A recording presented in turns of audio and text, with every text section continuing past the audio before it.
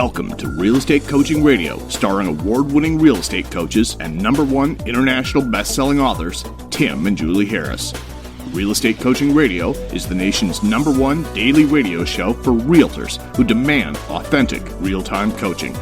Get ready for fluff-free, unfiltered, full-strength honesty about what's truly working to get you into action, helping others, and making money now in today's real estate market. Now to our hosts, Tim and Julie Harris. 3, 2, 1, and we are back. Welcome to your lovely Thursday, the 20th. Yes. Julie, welcome to the show. Thank you. It's been an interesting day of coaching calls, lots of strategy, and I kind of sometimes call it adventures in real estate. In fact, we went to almost an hour in Premier Coaching today because so much was going on. Hubba hubba. So as always, guys, every podcast is going to consist of 3 parts. The first one is any relevant news that we discovered that we think might be directly applicable to your businesses. And frankly, I think Miss Julie has a really great story to... Yep, she does. So we're going to talk about something that will hopefully make all of you guys feel really great. And then we obviously share with you anything that's going on that we're discovering from all of our frontline leaning agents across the country and Canada. And for those of you who are listening to us in Europe and around the world, welcome. You are listening to the nation's, or at least the United States' #1 daily real estate podcast. So thank you very much for joining us. This is an agent-centric podcast. We're obviously focused on real estate agent growth, real estate broker growth, but also any small businesses and small business entrepreneurs. We have a lot of folks in that genre also. So thank you. You found the right place. Hopefully we're going to provide information that's going to put you in a position to help other people. We always like to offer drilled down, practical, tactical, put yourself in a position to help people today, make money type information, and today is no exception. And Julie has got some great notes prepared for all of you guys about when it's time, or when you know it's time to fire a client. Mm-hmm. That's right. All right, so before we get to that, Julie, I love this headline from Forbes. Yes, the great American housing boom has begun. What? How about that for a headline? How are you kidding me? That's Hold right. on. I know, and we are pushing hard for this to be the renaissance, the second half of 2020, and certainly it's starting with the housing market. This is great news for all of you guys. All right, so this is a Forbes magazine, and the author writes, "What if I told you that U.S. housing is one of the best money-making opportunities today? You'd think I'm crazy. After all, how can anyone think it's a good bet right now in the middle of a global pandemic?" He goes on to say, well, I'm going to show you the facts. Now, this follows very closely to many of our podcasts where we've been pointing out why things are continuously good, and it really is a story of supply and demand. So he talks about the housing market is worth $35 trillion and is currently booming. The past month, new home sales surged 55%, the biggest gain since 2005. The number of Americans refinancing jumped 111%. And Quicken Loans, which is currently the U.S.'s largest mortgage lender, had its best quarter in 35 years. They funded a record of $120 billion in home loans. It broke the record for its best lending year, which previously was 6 months ago. So let's see. There's a big squeeze happening. It talks a lot about the supply and demand. That demand continues to outpace supply. A flood of home buyers rushing into the market. It talks about how, people have been thinking about millennials as kids for years. And in fact, the median age of millennials, as well as the first-time homebuyers, is about 31, 32 years old. Let's see. According to NAR, 4 in 10 homebuyers was a millennial. And recent Realtor.com found millennials' share of mortgages surpassed 50% in the spring. Also, a first wave of younger, even than that, first-time homebuyers. And then all the home building stocks are doing well as also. So we started taking on our first coaching clients when we were 30 and 31. I know. Isn't that funny? I was just thinking about that. Yeah. This was a great article. And, right. I was talking to some of our coaching clients about using some of this kind of information. We post a lot of great stuff on our website, timandjulieharris.com. You guys can use those articles to show some of your sellers that maybe are on the fence right now. Should I wait? What's going on with the market? These things all support the fact that they're going to net the most right now. Everybody's used to saying now is a great time to sell. Now actually is a great time to sell, and you can prove it. So the article that you guys should read really drills down. It's essentially mirroring what we've been telling you on our podcast the last 2 weeks. I'm not suggesting Forbes went and listened to our podcast. I'm pretty sure that they didn't. Seems like it. But it is basically what we've been saying. And this is the reason that Julie and I have been, we've been essentially hoping for the best, but trying our best to prepare all you guys for the worst. Because there's really no downside in being and thinking that way in life in general, right? Your worst case scenario, you're over prepared and things get better. But here's the thing, that the variable that nobody can really, the calculus doesn't work. And just bottom line is there's never been a time in the history of history where a government has essentially pumped in this much money to make up for the stopgap for the money that wasn't getting spent because of the shutting down of the economy because of the coronavirus and all the unemployment and all the things that basically, happened as a result of that, and that continue to fall out. So the dominoes that would have started falling quite quickly back in, March, in essence, in April especially, they started falling, and then the government immediately stepped in and stopped them from falling. And all the, the CARES Act, the PPP loan, the EIDL loan, enhanced unemployment. But the big one, as far as all of us are concerned, us being real estate folks, are the forbearances. And essentially they stopped the foreclosure train from leaving the station.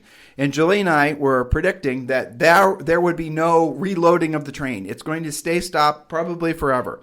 And when there is some sort of lifting of the moratoriums on foreclosures, and when all the forbearances and what start running their course, probably sometime the end of next year, most likely, you're then going to see the banks with the force, the government's going to force the banks, at least, as much as they can, to provide graceful exits for people out of their houses that just plain can't afford their homes. Look, we can argue forever about the nature of the long-term ramifications of this much government intervention. But look, by short term, I mean at least maybe a year to 2 years, we're not going to see a precipitous collapse in housing. Now, what this article did is they did a great job of explaining, as again, we've been explaining on our podcasts for the last, 4 months, why we didn't think there was going to be a huge drop in house values. And really the real basic reason why is because of the demographics. When you look at this many millennials that are going to be at the point where they're going to start forming families, they're not going to want to live in mom's basement for much longer. I mean, that definitely kills the mood when it comes to baby making, I would assume. That's true. Right? And then you have Generation Z that's quickly following, and those people, if I remember correctly, are in their mid-20s now. Mm-hmm. And look, just life moves on, right? People start forming families and wanting to buy houses and all the other things that happen in life, no matter what's going on in the economy. So don't think just because the economy is going one direction or another, you're going to see a complete stopping to people's lives. It doesn't work that way. And then on the other side of the spectrum, if you want to call it that, you have all the baby boomers that are now that are downsizing, and all the it's endless. And so will there be a huge drop in home values? We don't think so. And matter of fact, Julie and I are still on the fence of believing that there's going to be a continued increase in the cost of housing. Call it inflation, because that is really what it is. And demand continues to be extremely high. That's right. So we could be, as Julie and I were hoping, and you guys can listen to our past podcasts, we actually could be at the very beginning stages of what will be a virtual, or I said virtual, knowing because so much has moved online, but start of a renaissance, and a renaissance in the sense that it's going to be a new age of an enlightenment. And I know I'm, kind of stretching the definition here to make it relevant, but all the wonderful things that are going to come as a result of this new economy that's forming, these new lifestyles that are being forced to, people are adopting to, all these things we talk about every day on our podcast. Be excited about it, because we really do feel, and we are seeing more and more evidence that what comes next will, for some people, definitely be scary. But for most people, it's going to result in a much better quality of life overall. Jules? Yes, absolutely. And we're seeing this. Our coaching clients are experiencing it. And that they have these varied experiences, right? So maybe the contract you wrote today for your buyer was knocked down, drag out, competitive. You had to do all kinds of crazy things to get your deal accepted. But at the same time, you're sitting there with a couple of what can only be described as probably overpriced listings if they're not experiencing the same thing on that end. So lots of different things going on. One of the things that I hadn't heard before from last week was one of our clients had an active listing, and when they took it sounded like the seller was nice and motivated, but now they're not giving a price reduction because they called their lender, their deal's in forbearance, their job's a little shaky, and the lender said, don't worry, you don't have to do anything about it till spring. So this came down to trying to motivate somebody that's not motivated to move, right? Because they're not making any payments right now. Their job's a little bit shaky. So that might not be a great listing right now if they're not willing to price it right and move on. So the question for somebody like that becomes, your payoff is still increasing. Right. You still have to do the numbers and you still have to do a net sheet and see whether moving now is still better than moving later. That's right. So that kind of strategy and thinking it out hasn't been in the market for a long time.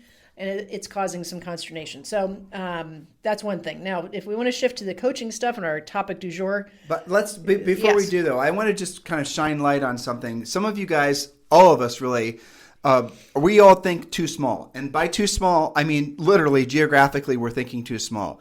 If you have a license in a state, you can sell real estate any place in that state. And a lot of times that state will also have, what's it called with other states? Where they can Reciprocity. Reciprocity, right? Now, why am I telling you this? Because you're going to start seeing your buyers and your sellers because they can start, your buyers primarily, because they can work virtually. They're not just going to look the next town over or 2 streets over or a bigger house in the same subdivision.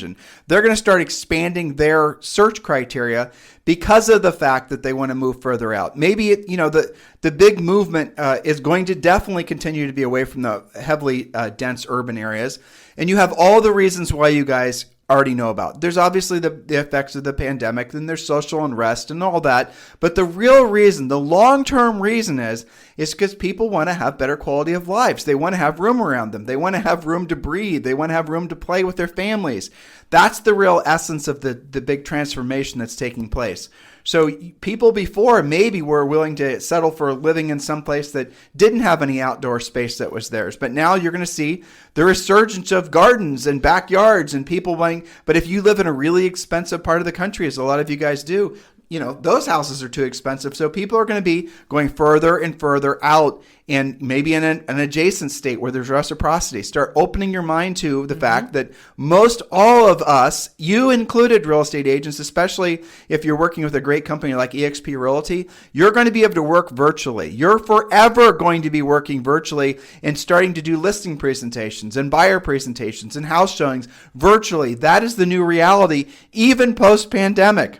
Right? Because that's going to be an expectation that people have. So open your mind to it. And I was doing some homework for the sake of an article, actually, about all the different Oculus type devices, because I think I can definitely see a point where you're going to have a lot of these virtual Zoom type experiences being moved to some kind of, literal 3D type environment. You guys who play video games, which I don't know what I'm talking about, that's probably going to be the next generation. Maybe it's going to happen next year or the year after that.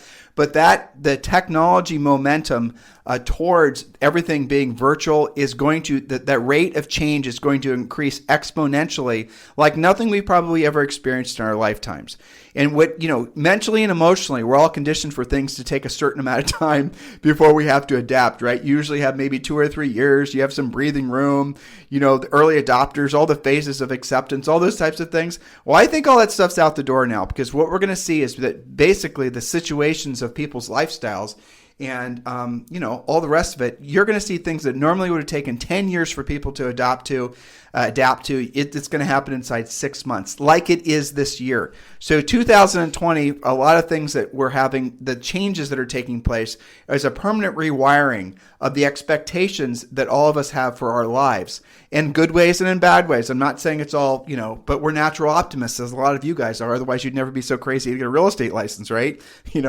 But going forward, be very encouraged by what you're hearing and what you're reading, and look for the ways that you can adapt your own business and your own mindset so you can be of service to more people. Now, with that said, the big question that Julie's presenting all of us with is, when is it time to fire a client? Yes, this has been coming up from time to time, and that can be firing a buyer client or firing a listing client, which sounds kind of radical to some of you guys. I mean, listings are hard won, fought for. Why would you ever want to let one go? So when is the right time? When is it okay to break up with a client? Okay. So there are several things to help you remember. One is, there's a saying that we used to have: when you want the deal more than they do, and you just keep banging your head into the wall trying to get something to work out for them, That can be on the listing side. It can also be on the buying side. So these are just little mindset things, and we're going to drill down on a couple of other points here. Anything you want to add to that? Nope. Okay. So when might it be good to break up with a client? If they won't do what it takes to buy or sell. And again, that's kind of like you wanting the deal to happen more than they do. So that could be a seller that has unrealistic pricing. It could be a buyer that just wants to keep on lowballing and just hope that something sticks on deal number 16. Okay. So they won't do what it actually takes to be successful. And that gets down to they're not coachable. They're being a little blockheaded in spite of your best efforts, in spite of your scripts, your stats, everything that you've done that's logical. They're just not being coachable. And really, trying to motivate the unmotivated, that's a tough thing as well. But before you're going down that path and labeling them as uncoachable, unmotivated, blockheaded, won't do what it takes, ask yourself first, did you educate them? So it's not fair to get all upset about a buyer that doesn't come in at full list if that's what your market demands, if you haven't first educated them about what it takes to actually buy a house and you're just being pushed around doing whatever they ask you to do. So generally, when a buyer knows things like the list to sell price ratio, so in your market, maybe things are selling for 101% list price. Maybe in your market, it's only 95%, but if they're going to come in at 85% and think they're going to win, that's your fault for not educating them that that's the way to lose. Does that make sense, Tom? It does. It's like blaming your kid for breaking a rule that they didn't know existed. Well, but Julie, you're touching on all the things essentially that we teach them in coaching, because one of the aspects of our coaching program is obviously we geared mostly towards teaching you guys how to be powerful listing agents. But when it comes to the buyer side, you do need a presentation on your buyer side of the transaction too. Right. And most of the problems that you're going to run into, your frustrations are going to be self-created because you did not set realistic expectations when you started with those buyers. You did not follow a set of rules. You just essentially, you want to call on that? You want to see that house? Let's go see the house. I'll do a virtual tour. We'll pop over. It's vacant. In other words, the informality in which you conduct your business results in very inconsistent, frustrating results. That's right. And then agents get mad about that. Yeah. And then you blame the buyer, whereas really your fault. Exactly the point we're trying to make here. So yes, in some circumstances, it's appropriate to break up with a buyer or a seller, but you've got to have a little gut check first. Is it your fault that they're acting that way? Maybe it's overpriced because you really, if we come down to it, you've been kind of lucky on your previous listings because the market saved your butt in the fact that you don't really know how to price anything. And this time the market's shifting on you and you were wrong. Well, you know what? It's not the seller's fault. You got to present them with the facts. They're either going to price it adjusted or they're not. So how do you educate your clients so you don't get into this trouble? I mean, ideally, you're going to sift and sort and pre-qualify before you have to have that conversation that maybe we're not a great match, maybe it's not going to work out. But how do you do that? You have to have a pre-listing package. The pre-listing package covers much of this. And, it's at least a good start before you do the formal listing presentation. We call that the proven home selling system, which covers a lot of different aspects for sellers, including what to expect. Why should you not overprice and hope to negotiate down? Why should you, for example, reject a full price offer? Why should you not do that? You've got to actually talk about, how your first offer is usually your best offer and things like that. Local market practices, that can be different in price ranges in different, even in your town, right? So what works for a first-time buyer might be totally different rules when you're in the luxury market 10 miles away from that same house. What do you mean by that specifically? Well, so let's say that you're used to pricing something and expecting multiple offers. That only works in most areas up to a certain price range. And then there's more inventory. You're used to longer days on the market. And that's a different conversation with a higher end seller, right? That maybe you look that up and that's 90 days on the market even, or 180 days on the market because there's new construction kicking its butt, because there's more competition. And here's where this happens on the buyer side where it hurts you. You're going to have a motivated, ready to go dream buyer situation, buying in a perfect price range, nothing to sell, ready to go, financing approved. Buyer of your dreams. Buyer of your dreams, right? You can just basically take that buyer through the drive-through bank and basically cash out that contract just the second you write it. It's that solid, right? But here's where you're going to screw this up, and because you're going to be showing them in a particular neighborhood, and you're not going to realize that it could just be one side of the street is more sellable than the other side of the street. There could be Julie and I sold real estate in a section where there was a major gas pipeline. You remember that? I do. And it was massive. The gas pipeline. It was Marathon Oil, I thought. Yeah, or something like that. You could drive like a freaking, I think it was a 16-foot diameter. Yeah, exactly. Huge. It was buried, and it was underneath the ground, and it was essentially, so there's this beautiful house, beautiful street of beautiful houses built by great builders, but the houses at the top of the street had this godforsaken thing going underneath the ground that was just, if you think about it, that just kind of freaked me, right? We didn't even know you could do that, and then we're like, what is this on the survey? You remember, it was something coming from Canada. Gosh. It was, but it only affected like those 8 houses on that side of the street. But do you remember that pipeline? It was something that's coming from Canada that actually was going down to the Gulf. Yeah. That basically, so they could show. It took a turn in that neighborhood. Yeah, it took a turn in this neighborhood. Well, so Crazy. If you're doing a CMA in that neighborhood, if you're trying to, like, say, for example, you're in that neighborhood and you think you're not real, knowledgeable about the nuanced differences between, one section of the neighborhood versus the other, let alone one part of the street versus the other. And you bring a really great motivated buyer in there and you get them to, you encourage them to wheel and deal on a house that's in the desirable part. Because you don't know that there's nuanced differences, and the seller rejects your offer and accepts somebody else's offer. That's kind of your fault for not knowing the nuanced differences. And there was another area where, when Julie and I sold real estate, this area called Clintonville Beachwold, same deal. I mean, there was one side of the street was better than the other side of the street. East or west, right? But that wasn't even true on all of the streets. There were still a few good streets on the bad side and a few bad streets on the good side. And you had to drive that. You had to list it. You had to door knock it, work the for sale by owners, the expireds. You have to really get to know an area beyond just, looking at pictures in the MLS. We're not telling you all this to overwhelm you. We're telling you all this basically if you're, forward thinking, you're going to be thinking to yourself, well, that nuanced difference does give me a competitive advantage in the marketplace. And it absolutely does. If you pursue that, right? So, this is part of what you get paid for, is your clients expect you to know more than they do. Yeah, well, and this is the reason that technology companies and agents working for technology companies that are getting paid an hourly wage will never take the time to master a location in a market like you guys will. Never. And this is the reason that you'll always be relevant in the market, provided that you make yourself of service to other people and you're able to provide that nuanced information. As you go upper end, it even gets wackier. Because here's the thing that happens, it's very fascinating, the really, really upper end. I'm talking, depending on your market, that might be, 4 million on up, it might be 2 million on up, 1 million on up, or 10 million on up.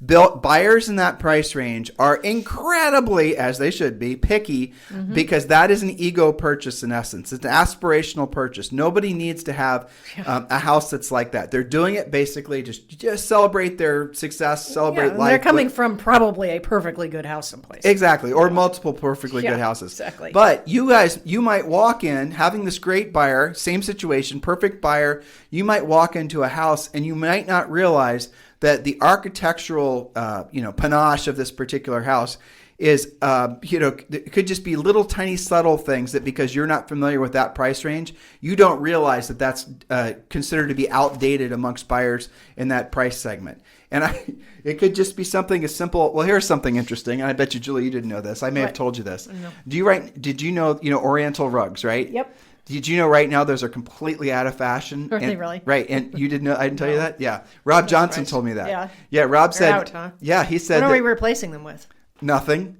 Floors. Yeah. They were a pain in the neck. Well, no, he told me that he's going to start because he does these transactions on these multiple $1 million properties, and essentially the Oriental rugs aren't a thing to have on the floor anymore. It's just, all it is just the ebbs and flows of fashion, right? And 2 years from now, everyone's going to love Oriental rugs. And he was joking that he should rent a warehouse someplace and store them up until they're popular again for the resurgence of the Oriental rug. But that's very true, though. Yeah. I mean, and a lot of this comes with experience.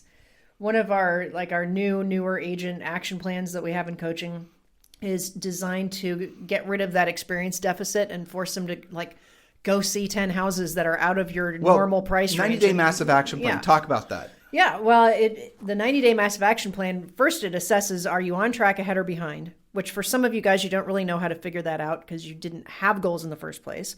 It brings you to those goals, and then it asks you, what do you have to earn in the next 90 days to keep the lights on? What do you have to earn to meet or achieve specific goals beyond just keeping the lights on? I mean, you could be a manager at Starbucks and keep the lights on. That's not why you got your real estate license. So it kind of brings you back to that excitement that you had. And then we figure out, whatever that amount of money is, divide into that your average net commission. That tells you how many deals you have to do, where those deals going to come from. Usually they're generated from listings. Maybe you've got some buyers you can identify, but it's an actual plan. Identify what you've got to do. Identify what's on your plate right now and what is the difference. It's a simple math problem, really. But then you have to say, all right, well, where's that business going to come from? Well, then it tells them exactly what they're supposed to be doing every single day for the next 90 days. Right. The whole 9. And it is part of our coaching program, guys, but we actually give that 90-day massive action plan when we launched our free coaching program, which, just be very clear, it's a whisper of what the normal coaching program is, but it gives you the 90-day massive action plan. It gives you the ultimate agent survival guide. It gives you all the nuts and bolts of the things you guys need to do, not just survive through this market shift, but thrive through the market shift. Right? I mean, whatever comes next, wherever the market's going to be next year, what we're predicting to have happen is there will be parts of the market that feel very much like a crazy boom market. Mm-hmm. There will be parts of the market that feel very much like a complete collapsing market. The word bifurcation doesn't even cover it because there's going to be segmented versions of the market that'll be a little bit of both. It's like bifurcation. Right? We need to think of a new word, right? But that's what's going to happen. And you're going to have a different variety of tools, and you're going to have to know how to use those tools to solve different sorts of problems. And we are going to continue to do our best to make sure that you're over-prepared for whatever comes next in the marketplace. Be excited about the changes that are happening. Be excited about the opportunity to learn, because when you learn things that will put you and make you of service to other people, and frankly, your competitors don't, you do have an unfair advantage in the marketplace because you know things that they don't, because you are willing to take the time to learn those things when they weren't.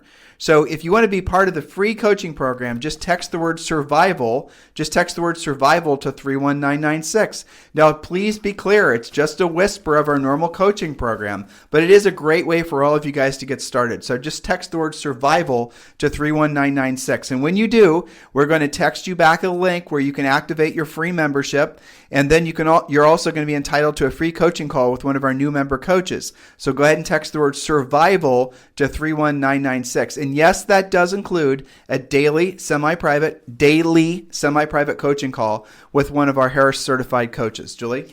Yes, so let's bring this full circle after we've given them some accountability of, yes, it is on you to educate your buyer and seller clients in order for them to actually behave in such a way that they and then you will win. The seller will sell, the buyer will buy. Now, once you've done that, I had an interesting case on today's Premier Coaching Call where it came from an agent that I know. She's in Chicago. She is very professional. She's been an investor for years herself. She had a kind of a relocating investor from California and did all of her normal stuff, talked about the market conditions, and this person wanted to buy a series of $100,000 to $150,000 rental. Those exist? In Chicago. There's we're back to the Midwest now. But the investor client was coming from California. Okay. So from beginning to end, this, quote, buyer investor has argued with our broker in question here, our coaching client, about how closings work and what the expectations are and how it should be okay to get a copy of an inspection from 2 sales ago on a property. And all of these, like this unreasonable list of demands where she claimed that, well, that's how we do it in California, so that's what I'm asking for.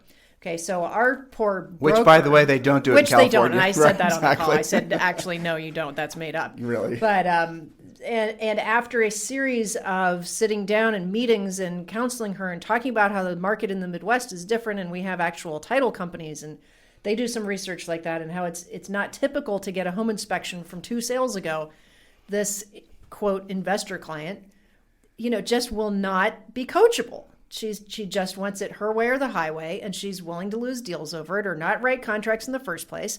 And I asked our client in Chicago, how long are you going to give yourself to knock your head into the wall trying to create something for this person who is not coachable, not compliant for you? And now I said that after I asked her a lot of questions about, did you go through the education process? Did you explain to her how things are not the same in California and this is typical practice? And that her script had been, I'm sorry, that's not available. What would you like to do? Oh, that's what she was saying. Yeah, that, right. It doesn't exist. What would you like to do? She continued to close. She was doing a good job, in my opinion, as her coach. And I said, maybe this is when you want to let go. Maybe this is appropriate to break up with this client if she's just not going to be coachable, because this does not sound like somebody that's going to be buying anytime soon. There are minimum standards since we're focused on buyers, just like there are sellers, right? You guys, the seller minimum standards are quite simple here at Harris Coaching, right? If a seller has to sell, if they have motivation, so there's the primary difference between a buyer and seller, taking a sidestep, is there's no such thing as a buyer that has to buy. Right? And this is really the essence of the reason Julie and I focus so intensely on the listing side of the business, because there are plenty of examples of sellers that have to sell. Because I'll say it again, because that for some of you will be an absolute aha moment. There are no examples of a buyer that has to buy. They never have existed, never will exist. And don't tell me 1031 tax exchanges, because they can always pay the tax. Or relocation, because they can rent too. That's right. And so there'll always be buyers who want to buy, never have to buy. But the flip side to it is, and that means, by the way, just closing that loop, that the buyers are always going to be less motivated and less motivatable. They're always going to have that burning desire to, well, I can go back to rent. I can just stay where stay put. I don't have to sell. I don't have to keep my old house. Right. Now, when on the seller side, you absolutely have sellers that have to sell. And the list of reasons that sellers have to sell is pretty much endless. Mm-hmm. And so that's you have all kinds of financial reasons. You have forced relocation. You have a mortgage that they can no longer afford to pay. Maybe it's on a rental property and they can't get rents to cover it, and they're tired of subsidizing the tenant's lifestyle. I mean, the list of reasons why a seller would have to sell is really, it's endless. That's the reason you focus on the seller side of things. But when you're working on the buyer side of things and you guys feel frustrated because here you are, doing the wrong thing and buying your buyer leads, doing the wrong thing and basically not pre-qualifying your buyers to determine if they're even financially able to buy. And then you're spending all your nights and your weekends with these, essentially the buyers who are most likely going to be the first to buck as soon as interest rates go up a quarter point or an eighth point. And that's if they're even willing to do what it takes to be competitive, if that's the situation, right. Which half of them aren't willing to do or aren't qualified to do. A have-to-sell seller is not going to decide he doesn't have to sell because interest rates go up or because there's a presidential election or fill in the blank. But a buyers will. Buyers are the ones that are going to drive you guys crazy. And your job is going to be to sort and sift through all the buyer leads that you get when you learn how to basically become a listing agent. The best way to generate buyer leads, assuming you want them in the first place, is to be a listing agent. And you have to sort of beat the buyers off the stick. You'll get so many buyer leads. But learn how to be a listing agent, generate your own buyer leads. And then you have to be very efficient at deciding which ones you're going to work with and which ones you aren't going to work with. And you have to follow a set of minimum standard rules. And we have minimum standard rules that we teach all of our coaching clients when you're deciding to, obviously I talked about the seller side of things. Do they have to sell? What's their motivation? Is it have to or want to? How much do they owe? All those types of things. On the buyer side of things, knowing that there's no such thing as a buyer that has to buy, your minimum standards for a buyer are going to be relatively simple, but they're also going to be, unfortunately flexible because buyers can always change their mind. The first one is, are they completely approved subject to the appraisal of the property? And we've talked about that a lot on this podcast. Do they have realistic expectations of what they can afford? Are they just basically completely out of touch with reality? Remember, these are buyers. The next one is, how do they act and react when you tell them about a listing? Are they lackadaisical, not getting back with you right away, or are they urgent? And what are the other buyer minimum standards? Well, are they willing to do what it takes to be competitive, even if they have rock star financing? Right. Do they have the ability to do what it takes? Are they willing to do that? Do they understand that? Emotionally and financially ability, that's right? Right. Or do they fight you because they think they know better because they watched an episode of HGTV where that's not how it went? Or the example Julie was just giving about that investor out of California looking to buy things in Chicago. Unrealistic expectations right. of how it's going to go. She might be financially able, but she's not emotionally able, evidently, or psychologically. Right. It's not going to happen. So that agent who has, multiple sales in their eyes of, I'm going to sell this person endless number of houses, is going to probably end up selling that investor no houses just for all the reasons that we're stating. And also it takes her time away from people who do act like real buyers. So we talk about this in Premier when in the book. Yes. Now it is easier for our more experienced agents to do this, to use this filter, which is why we work to get experience into our coaching clients as fast as possible. Because here's what you do. If you have some experience and you're having these questions like, what should I do? Should I break up with this client? Are they the real deal or aren't they? Okay, ask yourself, of the buyers who have bought with you, who have been successful, how did this person act versus them? When you bring them a listing that is exactly what they asked for, do you have to track them down for 2 or 3 calls to get to see it and then lose out because you weren't the first showing? Or are they like, yeah, let's go right now. I'm ready to rumble. That's a real good... Use your filter, right? That's a real good gut check. Assuming you guys have had closings, right? Some of you are new, so you haven't had any. Right. Go look at the past closings, the past, say, 10 or 20 closings you've had over whatever time frame it's been, right? A year, whatever, maybe last month. And then ask yourself what the motivation was for all those buyers or all those sellers. Those sellers are the same way too, right? Right. So is this listing that I seem to be butting heads with and won't let me price it right, are they acting like somebody who actually wants to sell? No, has to sell. Has to sell. Do they have to sell or do they want to sell? Are Because they trying people to... who have to sell act differently than people who are just trying it out. Right. And the ones that are just, they tell you, it's a script, right? It's their script. Mr. Seller, do you have to sell? What happens if this property doesn't sell is one of our scripts, right? Yep. And if they say, well, nothing, we'll just stay put. Or, we could just turn it into a rental. Or I have to get my price. Right. If you hear that, then that's a want to. Yeah. And some of the biggest pains in the butt want-tos are the downsizers, which unfortunately is a big segment of the market, right? So a downsizer is a great potential seller, but one of the keys to getting a downsizer to actually price it to the market is going to be, look for obvious signs. Are they packing the house? Are they taking direction from you when you give them feedback about the condition? Are they removing the 1970s wallpaper? It might be 1990s wallpaper now. We need to bring our examples up to date. Either one has to go. Exactly. Both. All wallpaper has to go. There's your rule.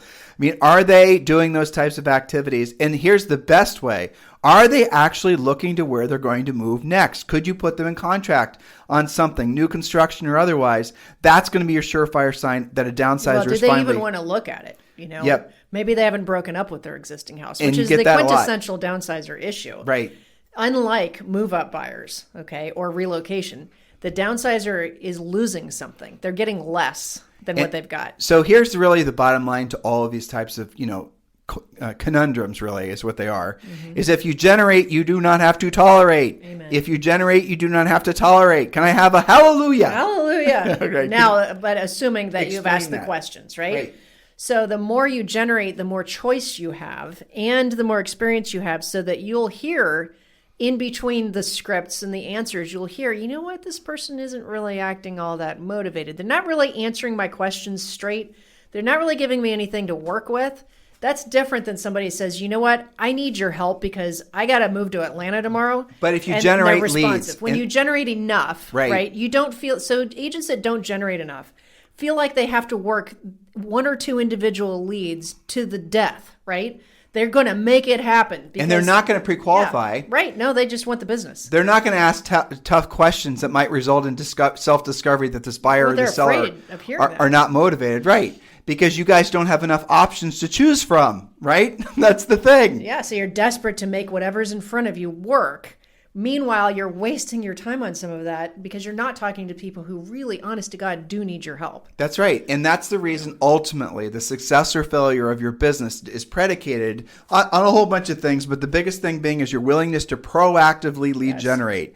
Because if you proactively lead generate and you know that you can any day, right, you can create your own powerful primarily listing leads from the things we teach you in the coaching program. If that's what you can do that, then if someone shows up on your radar, you're almost going to be looking for reasons not to work with them by asking them tough pre-qual questions. And you're then going to discover, here, I'll tell you guys a surefire sign that you've got a learning deficit and that you need to think about. If you have got a big crap crap ton of leads, you're doing something wrong. If you think your business, what you're supposed to be doing is generating a bunch of leads from online lead generation and throwing them into CRM and dripping on them, you're doing something wrong. Well, I wouldn't even call them leads, really. No, they're not. They're just names. But for a whole bunch of reasons, what you're really trying to avoid is having questions that are going to result in you determining whether these people are motivated or not. You should never have a lot of leads. You should have very few leads. Agents who have a lot of leads are also the ones that sell the fewest number of houses. Seems counterintuitive, isn't it? Because here's the thing. You've all been convinced that leads have value. Leads have no value. In of themselves, they're just names, right? Names on pieces of paper or, emails or texts or whatever. They have no value. But a pre-qualified, where you asked all the right questions, primarily seller, but also buyer, who are following our, motivation guidelines and rules that we teach you in the coaching program, those have leads. And those have real value, right? And so learn to basically pre-qualify. That way you do not have to tolerate the frustration that comes from working with folks that are not motivated. And then you will stop blaming them when you magically aren't able to successfully sell them a house. Here's a little secret. I do not care how good you think you are at selling anything. You're never going to sell a house to somebody that is not motivated, or list a house that result in a successful sale that is not motivated. It's impossible. Never happen, right? It won't. So and related to that, your most difficult, combative, just miserable, abusive, horrible clients, okay, will be the ones that you should not have taken on in the first place, that you did take on because you didn't bother to pre-qualify. And because you felt you didn't have enough options. And so you go from, oh my God, I finally have this person that might want to list their house someday with me, even though they don't check any of the boxes for motivation. And then you start going and helping them do this and that and the other thing, wasting endless amounts of time, and you stop generating new business. Whereas if you generated that lead popped up on your radar, you asked the right questions, you determined they weren't motivated. Look, if you want to put them a long-term lead follow-up thing at that point, go for it, but it's a waste of time. Move on to the next one. Look for the people that actually have to sell sellers. Yep. And here's again, this goes to the unfair advantage that you have when you have skills, when you know actually how to be professional, is all the other agents out there are following that same lazy pattern of taking leads, putting them in long-term lead follow-up and hoping and praying, some bubble up one day where they can sell a house. Whereas a real true professional knows how to proactively lead generate every day, then knows what questions to ask to determine whether they're going to work with them or not, and then knows how to carry that ball into the end zone so they can actually transact. That's what we teach you in our coaching program. Anything else you'd like to say, Mrs. Harris? Yeah, I mean, it may seem like we're almost over-coaching you right now, but here's the thing. This is so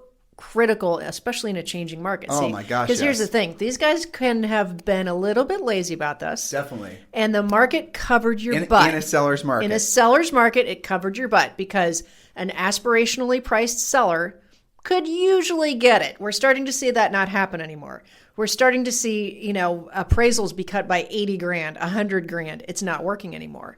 So the importance of you working with people who actually have to transact versus are just trying the market out, totally different. And you're already starting to feel it. I can tell by the nature of questions that I get in Premier Coaching. Totally different. Lots more strategy. So we are trying to get you ahead in your thought process so that you don't have to suffer with too much of this type of consternation. So in conclusion, yes, sometimes it is appropriate to break up with a seller or a buyer, but make sure that you have done your due diligence with your questions and that it's not your fault that they're misbehaving. And then follow the rules to start. If you don't have any rules, then sign up for coaching. We can take care of you. Right. I mean, that's the bottom line. Sorry, that's what we do. Yeah. And then, guys, just frankly, do not deviate from what we teach you to do. Use the scripts exactly the way they're written. Dear God, I said scripts. Here, this will be, I'll say it a different way, conversation outlines. Does that make it easy? Yes, and you're not prospecting. You're just lead generating. That's right. We're not prospecting. Oh, no, we're not doing that. I know some of you will never prospect. So we're going to call it lead generation. See how psychologically it makes it a little bit more palatable? In the meantime, if you guys need us for anything, if you want to talk with Julie and I needed to say thank you to Inman News. They've done a number of feature articles on Julie and I. Here's my iWatch ringing again. And they've done a number of articles featuring us in the past month. There's one that came out today, which is great. How to Survive a Market Shift, Protect Yourself. Is the Inman interview with Tim and Julie Harris, if you guys haven't read that yet. And again, thank you for Inman News Features for Showing the love. I really appreciate it. We certainly reciprocate as often as we can. Inman pretty much is the go-to news source for all things real estate, as I'm sure you guys, well, residential real estate, as I'm sure you guys will agree. But in the interim, if you guys want to join EXP, if you want to be part of our EXP family, if you literally want to partner with Julie and I at EXP and be part of our group, just text me directly at 512-758-0206. 512-758-0206. And if you just want to, if you're getting ready to get started and you want just information on EXP, we've made that easy for you as well. And here's what you got to do. Just text the word EXP to 31996. Text the word EXP to 31996. And when you do, we're going to text you back a real quick 9-minute video that covers all the essentially the reasons why you're going to want to join EXP. If you're ready to join EXP, you're ready to move the ball into the end zone as we were just talking about, please do feel free to text me directly at 512-758-0206. In the meantime, you guys have a fantastic day, and we will talk with you on the show tomorrow.